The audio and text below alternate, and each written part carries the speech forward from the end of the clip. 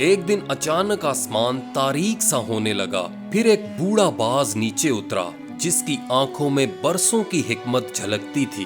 اس نے جب نوجوان باز کو مرغیوں کے درمیان دانا چگتے دیکھا تو بہت حیران ہوا.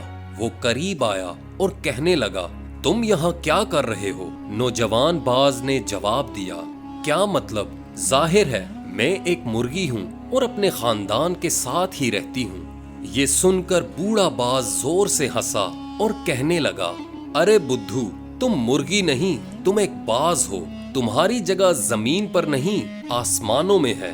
یہ سنتے ہی نوجوان باز گھبرایا اور کہنے لگا, نہیں نہیں, میری ماں نے ہمیشہ مجھے بتایا کہ میں اڑ نہیں سکتا. پھر بوڑھا باز اسے اپنے ساتھ ایک چٹان کے کنارے لے گیا اور کہنے لگا, دوسروں کی باتوں نے تمہیں تمہاری حقیقت سے دور کر دیا ہے. کبھی تم اپنی طاقت آزما کر تو دیکھو.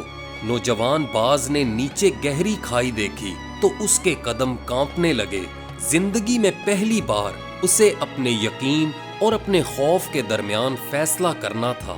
وہ کچھ لمحے خاموش رہا. اچانک بوڑھے باز نے اسے دھکا دیا اور وہ لڑکتا ہوا چٹان سے نیچے جا گرا. وہ نیچے گہرائی اور سمندر کو دیکھ کر بہت خوف زدہ ہوا. لیکن پھر ہوا نے اس کے پروں کو تھام لیا. اس نے اپنے پروں کو پھڑپھڑانا شروع کر دیا اور کچھ ہی دیر میں وہ اڑنے لگا. نہیں تیرا نشیمن, قصر سلطانی کے گنبد پر تو شاہی ہے, بسیرا کر پہاڑوں کی چٹانوں پر.